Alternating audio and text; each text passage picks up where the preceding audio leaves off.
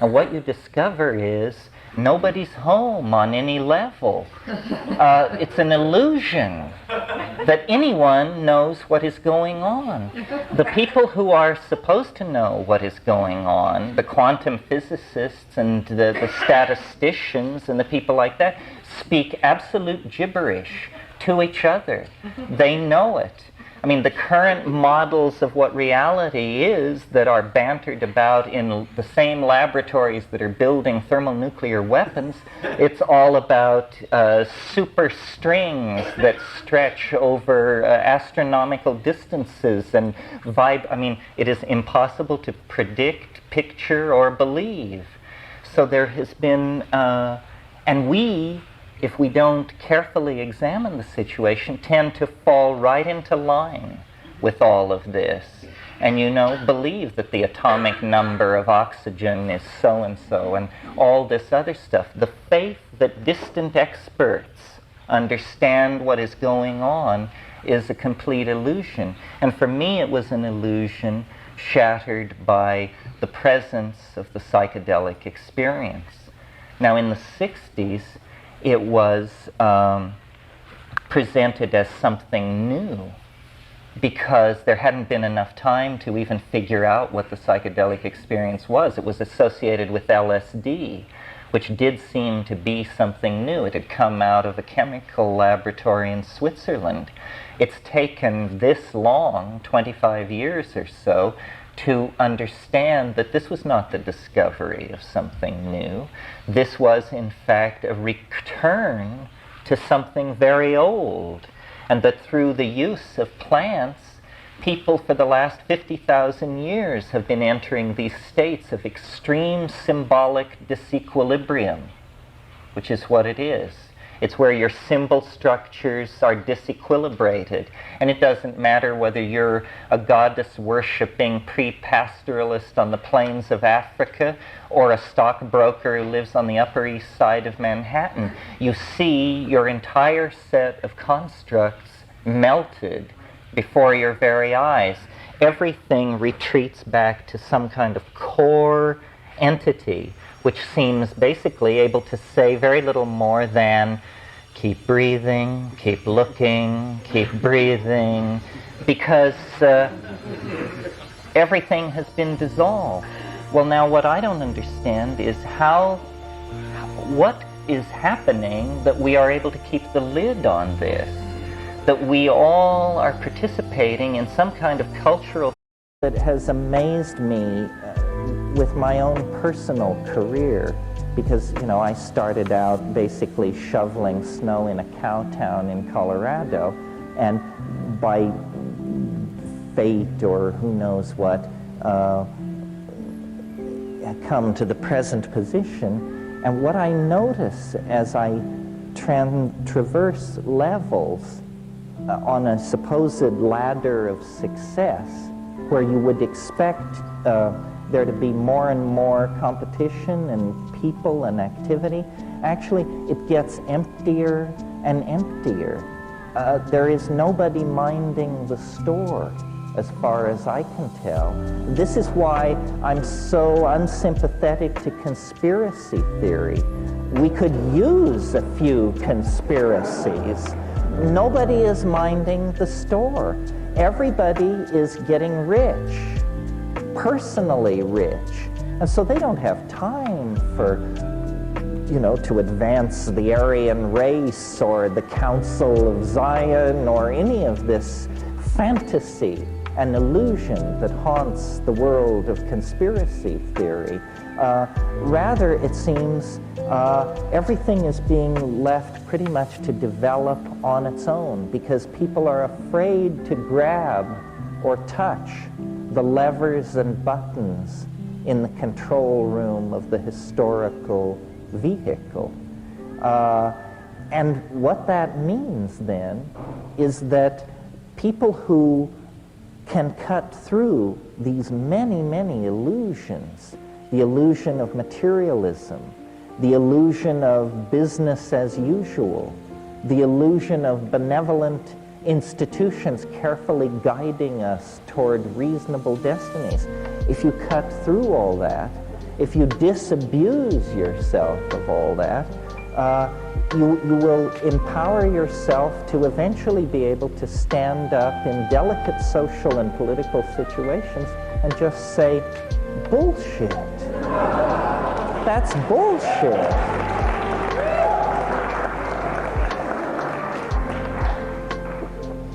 And this is worth considering doing simply because we have an imperiled planet on our hands.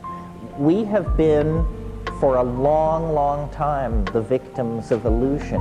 Western civilization, Stefan Dedalus was right. History is a nightmare from which one must awaken, quite literally. I mean, we have been blind to what we have been doing. We are blind at this moment to what we are doing. If in a single moment the actual nature of our predicament were to fully make itself felt in the mind of any one of us, I think it would be paralyzing.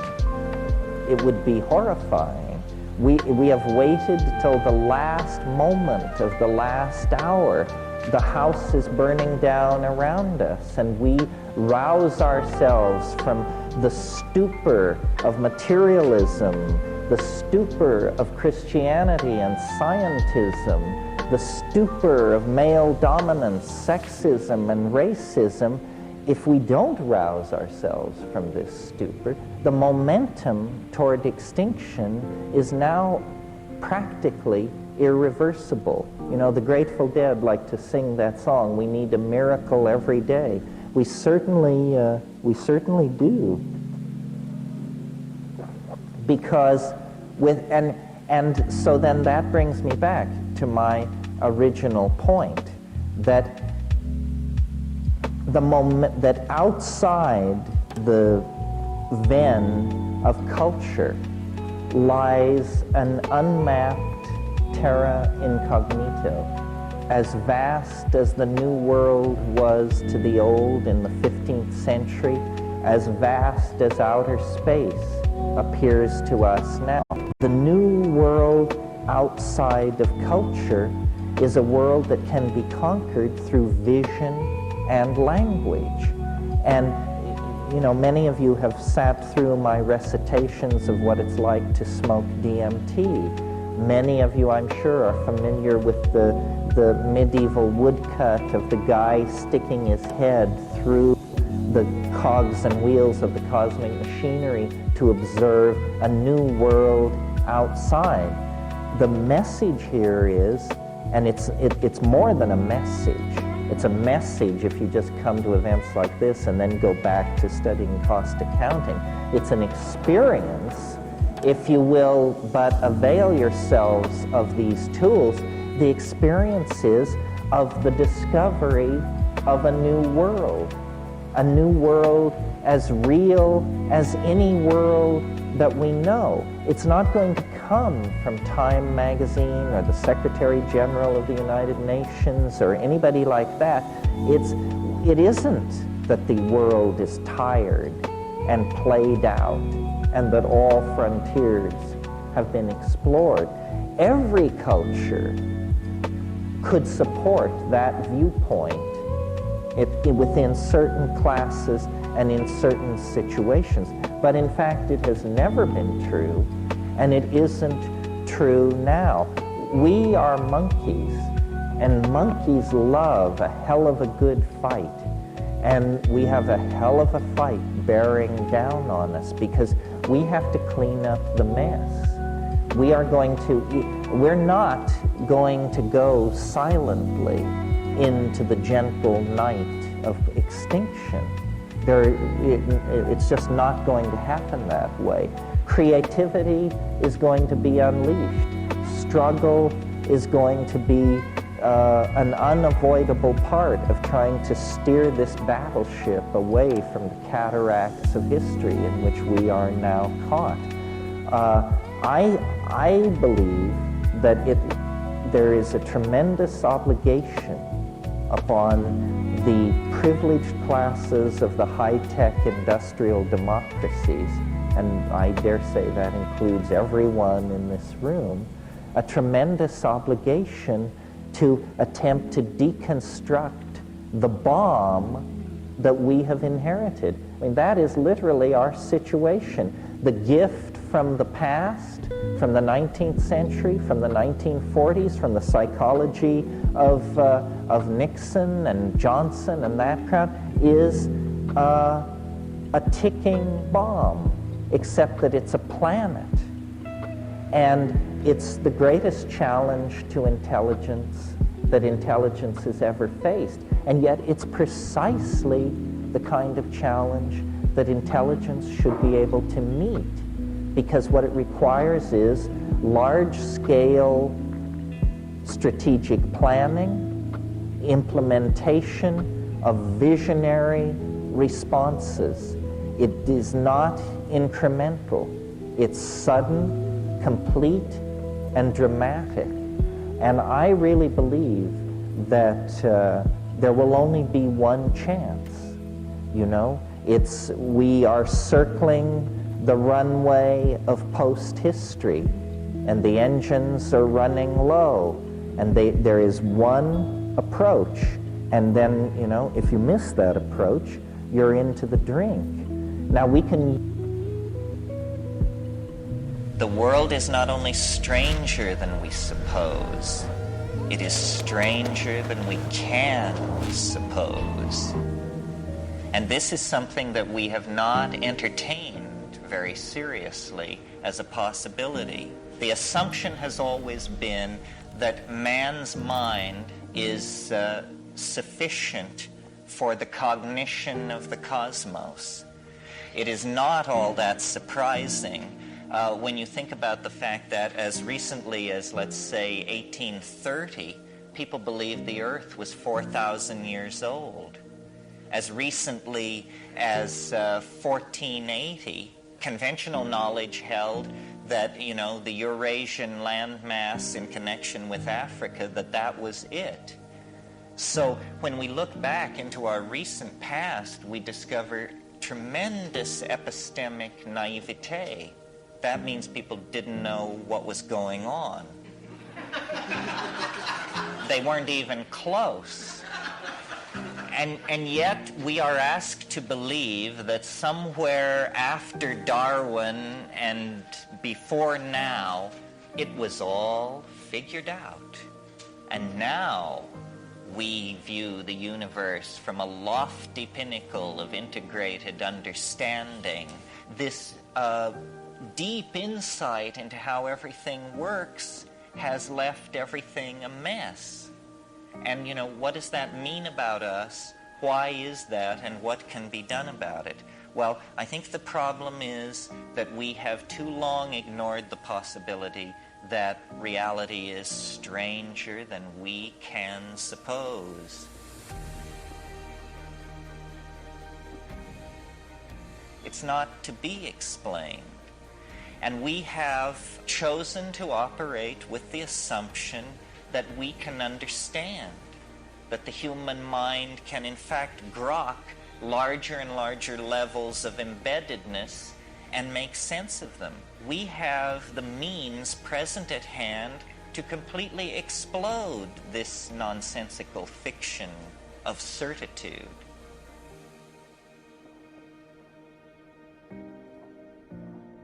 And yet we choose not to confront it, because the answer about how you understand the universe is the same answer that you get when you ask the question, how am I to understand my own life?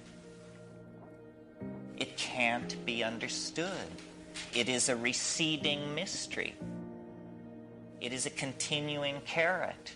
It cannot be brought under the aegis of rational apprehension, because apprehension is the primitive functioning of the primate neural network. And reality, who knows? You do not measure the depth of a universal mystery with the neural network of a primate. Our role is not to understand, but to appreciate. If you don't know what's going on, at a dinner party, in a corporation, in an environment, then the best course is to keep your mouth shut and pay attention and try to appreciate the situation. It's ridiculous to attempt to seize the tiller of reality because we don't even know where we want to go. So the notion that by creating these models of reality which are not acknowledged as models, but which are called scientific truth, we betray ourselves down the primrose path that leads to dreary, dusty death. Because what we do is we take the poetry out of being. We extract the poetry from being by the assumption of the mundane. Nature is something from which we torment her secrets. Once nature is taken as the ground of being, then the permission to inflate the image of the ego is denied. And I think that this is happening globally, very slowly, under pressure, under duress, because our backs are to the wall. We are seeing a planetary crisis unfold before our eyes. Well, so what I'm offering as a counterpoise to that is this notion of provisional models. Nature is not mute. Nature is full of affection and intentionality toward humankind. But intuition must be given prominence in the rearrangement of our relationship with the world. And most of us are accustomed to thinking of intuition as something feminine, mysterious, unexplainable, and sort of magical. And also I think because we live in a male-dominant society, we undervalue it.